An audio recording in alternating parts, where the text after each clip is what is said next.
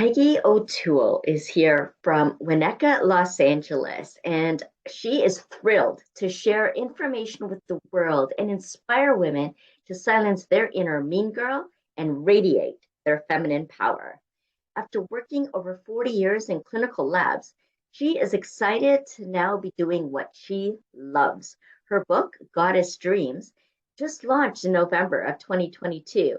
She hopes women recognize themselves in the stories and that parents read them to their daughters to illustrate how wonderful being a woman can actually be. Peggy calls herself the Grandma Moses of storytelling. She is also a survivor of childhood abuse, went through two divorces, spent over a decade as a single mom, almost 2 decades as her mom's caretaker, and recently lost her husband, but still sees her life as delicious and herself as unstoppable. By facing her doubts, challenges, and fears with courage, she has had a successful career, raised two children, and became financially independent, traveled the world, found true love, and published the book.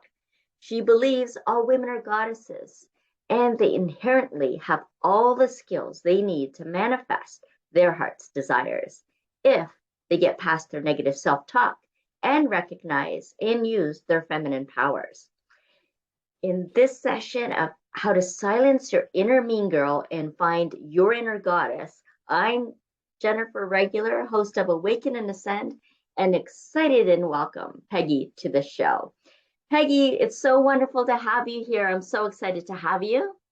Oh, Jennifer, it's absolutely wonderful to be here. I'm thrilled, actually. It's amazing how much you've actually gone through in your lifetime, multiple lifetimes, I imagine. Each piece of the puzzle that's come together and the journey that's gotten you here today after publishing a book, after going through all of those tumultuous experiences that you have, that you call yourself unstoppable, that you radiate this feminine power. And I am so excited to hear, how do you do that? Well, as you said in the intro, one of the things that you have to do is to get beyond the things you're telling yourself, those little demons that are sitting on your shoulder saying you can't do this, or you're not lovable, or whatever it is. And when I did find myself at age 50, and I was at a place in my life where I guess you would say I almost hit bottom in a way. I was working in a career I didn't love, I didn't care about. I had gone through two divorces. My kids were at school, so I was an empty nester. And I was sitting in my home alone and thinking, you know what? I've done everything in my life I really wanted to do. I got married, I had kids. If I die tomorrow, it really doesn't matter too much. I didn't see anything ahead of me. And I was feeling, I've been dating for 11 years and without success of finding a relationship. And I thought, I was also saying to myself, there must be something wrong with you. You must be unlovable. And I don't know exactly what it was. I sort of had an epiphany on that day. I don't know if I saw the sunset or what it was, but I just had a complete mind shift almost in a moment. And I started thinking to myself, you know what? You're really crazy. You're thinking of yourself as being unlovable because you don't have a man in your life. That's a very narrow definition of love. You are loved by so many people. You have parents that love you. You have siblings that love you. Your kids love you. Your friends love you. You are a worthy person. Just enjoy your life.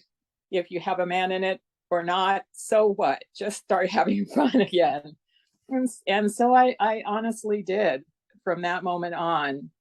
And magically, with that mindset, when I finally thought of myself as lovable, I became lovable, I believe. And I met my husband, Ron, about 3 months later, I think. And we knew almost instantly that we were meant to be together. He actually used to make this really silly joke um, that he would say over and over again, that I was 1 year, 1 month, and 1 day younger than him, so I was the one for him. And we just started living our lives together, and that the time with him was honestly the best time of my life. And so it certainly wasn't over as I was sitting alone in that living room. Certainly not. And where did it come from to have the inspiration for your book? Well, my book is it's actually kind of, I think, an interesting story. One of the things I think that is really critically important for women is to be in community with other women. And I had always wanted that for myself, and I had never really found it until the pandemic, magically. The pandemic happened, and all of my dance classes and everything were closed down. But one of the women from one of my dance classes told me about a group of women online on Zoom called the Goddess Life Network. And so in April of 2020, I joined the Goddess Life Network.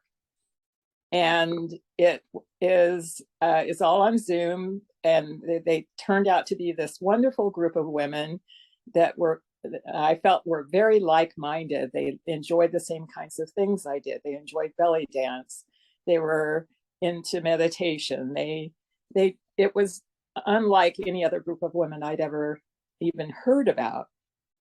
And they offered all of these interesting things as part of their membership. And one of them was online belly dance classes. And since I was a belly dancer, of course, I decided to participate in that. And the woman who ran one of these classes, her name is Marcy Darling, and she is a published author of, I think she has 4 books published before when I met her. And she would teach the belly dance classes, and at the end of the class, she would give us a writing prompt. And these writing prompts were, I found, just so inspiring. They were magical, they were imaginative, they were whimsical, they were it wasn't like, what did you do on summer vacation kind of writing prompt. they were amazing. And I was inspired by them to start writing stories to them. And I did. So she kept giving classes, I kept giving writing prompts, I kept writing stories. And after I had about 50 of them, I started to think, gee, I think I have a book here. But because I hadn't written all the words, she had written the writing prompts, I knew I couldn't do it alone. So I had to kind of get brave and approach her and ask her if she would be willing to co-author the book with me. And she said yes. So that's kind of how it got started. But it wasn't just the stories themselves that made me want to put it into a book. It was the fact that the stories, almost all of them, are about women, and women being the best that they could possibly be.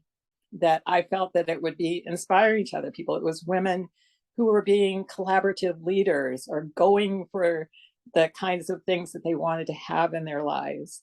And I thought that the book would be inspirational to other women as well. And that I would actually, by publishing the book, would be doing a service to the world. I love that you're projecting this service to the world through your book, through inspiration, through the stories, and through community and connection, and really discovering that feminine power. You also talk about this inner mean girl, though, that we also have. So share Yeah. that. How has that shown up in your life or the women that you know? Well, I think almost everybody has stories that they tell themselves to kind of keep themselves from going forward.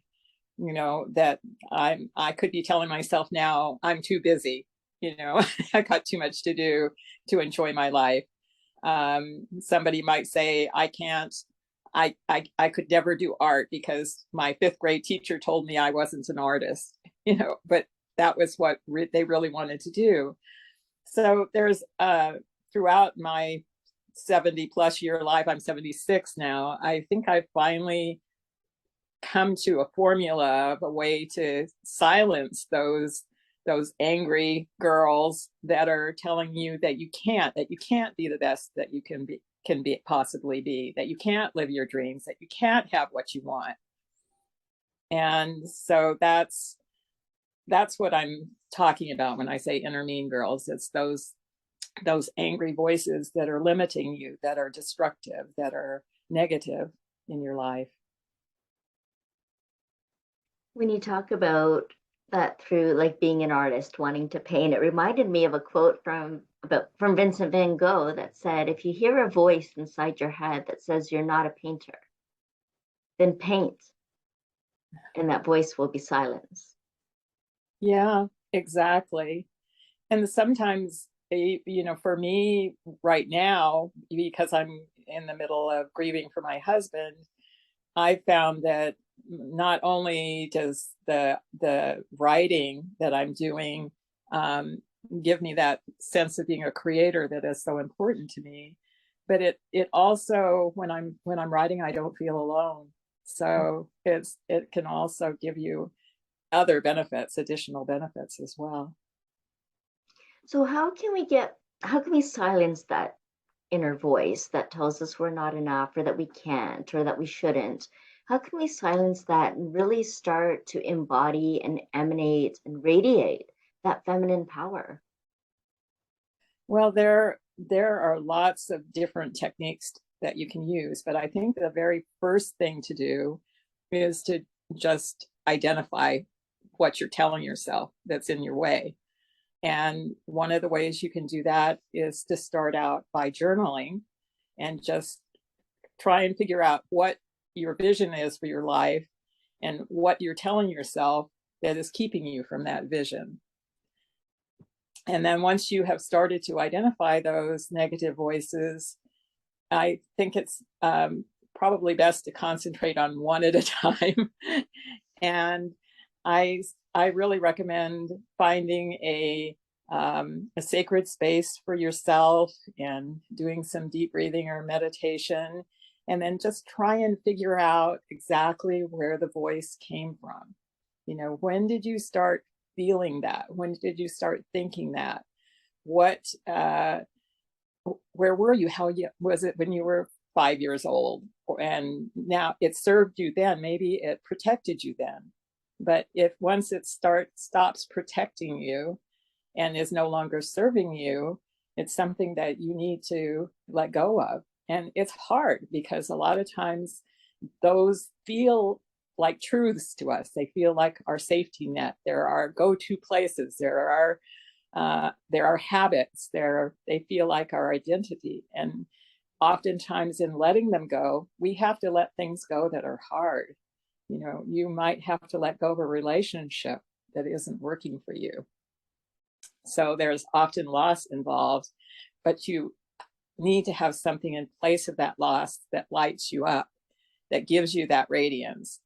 And once you realize that that's possible for yourself, then you can start making your 1-day plan or 2-week plan or 1-year plan or whatever it is, to start doing the steps that you need to do to put that in place. And I can give you an example in my own life where it was I had been married for my first marriage, and it was not working out very well for me. And my husband wanted to see other women and wanted an open relationship, and it wasn't what I wanted.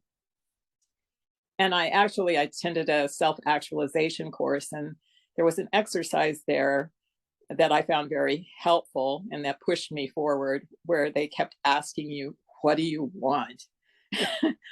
And they asked it like 5 times, each time more forcibly, and at first I said, I want to be happy. And then I said maybe something like, I want my husband to stop seeing other women, you know, and then maybe I said I want to stop feeling angry all the time. And by the time it got to the fifth, what do you want? I realized that I was finally at the truth, because tears were pouring down my face. And I realized that what I really wanted was to be out of my relationship with my husband. And because there was no way I was going to change him, you can only change yourself. And being with him was making me feel angry and upset all the time. And I was stopping loving myself because of it. And I had to get myself out of that relationship. And so I asked for a separation. And it's not easy. It's not easy. It took me 2 years to get over that loss of that, not so much the relationship, but the idea that of that happily ever after marriage that I had to let go of. So it's just a matter of getting to what you really want in your life and taking the steps that you need to do to get there. Yes, yes. What I'm hearing in that is really that our attachments to ideas or beliefs or people can literally hold us back from truly living our dreams, for living our values, for being true to who we are and be able to be a full expression of that. And where you found that that wasn't possible in this relationship, but you knew your values, you knew having an open relationship wasn't what you wanted. It's not how you wanted to be living your life. And fully embracing that as part of you and being real with yourself also brings up those tears, right? Because Mm-hmm. you're honoring your own needs, your own values. And there is loss involved. It's recognizing impermanence, right? That things do change. Yeah, Do we change all the time. absolutely. And it can really rattle our sense of safety. It shakes things up, right? Yeah. And so I love that you brought this idea of creating a sacred space for yourself, because it gives a nice container to support ourselves, to nourish ourselves, to nurture ourselves, and to feel safe and secure in that space. So, describe a little bit more about what a sacred space might actually look like. How can we feel into that? How to create that and build that? Well, actually, my sacred space is where I'm sitting right now. it's, it's my what I think of as my goddess room. I have crystals hanging in my windows instead of curtains, and they make rainbows on my walls when I wake up in the morning. And that is an extra bonus for me right now, because as you know, my husband passed recently, but I personally feel that energy of love still is there. And so I kind of see my husband in rainbows. So when I see the rainbows in the morning, I say, "Hi, Ron. Thanks for starting my day off right." Yeah, it's creating those feelings and what you want to experience and sets up the conditions for that, right? To experience joy and wonder and connection and love. And it's all right there. It's all right there. Like you said, it's right where you're sitting. I love Exactly. Yeah, and you talked about having to let go of a lot, but you also spoke about doing what you love. And I find when we do step into that, when we do embody our life and our own expression of it, and start doing what we love, what lights us up, what makes our hearts sing, then all of the things that's not aligned with that just naturally go. They naturally dissolve because it's not aligned, it's not of the same frequency. And so we don't always have to consciously let things go, I find. Sometimes we do with a decision, right? Or an intention. Sometimes when we just redirect our attention, energy, and resources to what matters most to us, then anything that doesn't so much just kind of falls to the back burner and eventually just goes away. It just dissolves because it's not part of the story anymore. It's not part of Yeah. what actually makes your heart sing. That's true, but I think so many women, myself included, stay stuck doing those things that don't light them up. I stayed stuck in for over 41 years Mhm. working in what was what I thought of as my second interest in life, because I thought it would be safe Mhm. and that I could take care of myself and my family if I didn't go for what lit me up, but I went for what was safe. Yes, and yes. and I stayed with it. I mean, when I was probably 4 years old, you talked about being in an abusive relationship as a little girl. Well, I saw my parents first knock him down, drag him out, fight when I was 4 years old. And I remember seeing my mom on the floor crying miserably, and my dad had stormed out. And I remember thinking to myself at the time, you can't count on either of these people. You're on your own. And so I think I went forward from my life at that moment. I made a decision when I was 4 years old that I was going to have to take care of myself. And there was no, I couldn't count on anybody else. Mm. And so when it came to taking risks, like being a writer or an artist or things that made me happy or an actress, I was good at all of those things when I was growing up. And those are the things that I really love doing. But I decided, oh, yeah, it's too risky. You know, how many successful women artists do you know? And it was hard for me to think of it. So I went for my second interest, which was biology, and became a microbiologist. And 41 years later, I was, my boss was being horrible to me. And I was so unhappy that I called my husband up on the phone and I said, can I quit my job? Yeah. Not knowing, I had no safety net at all. I had no plans. I was making a lot of money, and I'm going, okay, all of a sudden that 100,000 plus a year is going to be gone. What are we going to do? Hmm. But it works out. Sometimes you really have to take that leap of faith and hope you're going to grow your wings on the way down. Yes. Grow your wings on the way down. I love it when that parachute actually opens, right? When you hope Right. something to carry us through. Yeah. And magically it happens. And once you Yes. do find your get out of those, let go of that safety net that you've been clinging to so desperately, and allow yourself to start living in joy, you know, it makes all the difference. And that's how you begin to find your inner goddess and start to radiate and start choosing things. You know, you stop putting limits on yourself.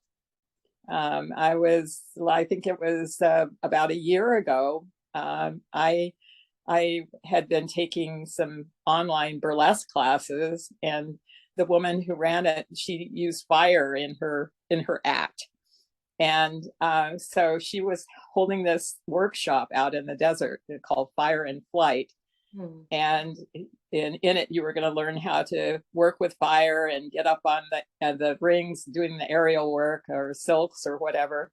And I thought, well, I'm 75, but why not? That Wow. sounds like fun. Oh my gosh, that's amazing. It's amazing. It sounds like you've had such a full life, like that you've totally embraced it. All the good, the bad, and the ugly. Just, really built the capacity to hold it all and have this human life, this human experience that we are here for, and to really embody what's being presented for us, what life experiences we're choosing, what kind of feelings we want to experience, setting up that sacred space for Yeah, yourself to feel safe and secure and build up the trust to trust the process, to have faith, and to know that that parachute's going to open or that you will grow wings along the way, that you will somehow be carried through and get to the yeah. other side. And I love that you call yourself unstoppable because you know that no matter what life throws at you and tries to knock you down, you found a way to keep Yeah, going and forward. And now you're inspiring hundreds, thousands of people through Goddess yeah. Dreams and the inspiration to really step into your feminine power. And I wonder if there's any other final words of wisdom you want to share around that, Also, show us your book and how we can get in touch with you. Okay. Well, I think the words of wisdom I have for everybody watching is that you are a goddess. You are. You already have it within you. You just have to reach in and find it and take that leap of faith I was talking about, because you already know what to do to get what you want. Yes. And I think I will hold up my book. I don't know if you can see it there with Oh, a I pretty can. It's pink gorgeous. on the front. And it's I'm very, very proud of it, because one of the things I wanted it to be was also to look like a book of fairy tales. So Yeah, it does. every story is illustrated. So I did the illustrations as well. They're not drawn, they're created from Do you want to give us photos. a sneak peek of that? Pardon? You want to give us Let's a see sneak peek of the inside? Yeah, let's see if I can. This is a story about Kali. You can see it. It's hard to see on the screen probably, but one of the stories in here that I really enjoy is they're not all full. Here's another one. This is one I really like. I don't know if you can see the Oh, two yeah, women just wow. dancing together. Oh, beautiful. And the the story is just very, very short, almost like a moment in time where the two women are at some event, and they start to dance together, and they just, in that moment of the dance, they join together almost as sisters, and by the end of the dance they leave hand in hand. So that's the story. And it's on Amazon, and all anybody has to do to find it is to look on Amazon for Goddess Dreams in my name, Peggy O'Toole, and it'll pop up. It's in 3 formats, so you can, if you like ebooks, it's there with the color pictures, and the hardcover also has the color pictures. The soft cover is cheaper and has black and white pictures, but some people like to carry them in their purses or whatever. So I have that available as well. That's incredible. And, Beautiful. and what I would like to offer your listeners, if they're interested in writing or their creative side, is if they want to get in touch with me at my email address that you'll leave in the notes, I will send them 12 writing prompts that are like the ones that I used. But I'm writing myself now, so I don't need Marcy anymore to do that for me. And so that you can become a creator yourself. And if you want to later on, and you're proud of one of your stories, you can send it to me, and I will give you the opportunity to be a guest author in my next book, which I've already started. Wow. Wow, amazing. Incredible. So we'll make sure we have the link for Amazon and how to email you in the show notes there. So do be sure to look at that, everyone who's listening and watching. It'll be there for you. Peggy, it's been such a pleasure, a real honor to be with you today, and especially in the midst of some intense grief right now, that you can show us, how to show up and still smile and be present and still live your life and celebrate what else is happening in your life while still honoring the things that might not feel so good. So I so appreciate you. Thank you for joining us. Oh, and thank you, Jennifer. It's been really fun. Thank you. Absolutely. And I want to thank each and every one of you that have been listening and watching on Awaken and Ascend. And we'll see you again next time. Bye for now.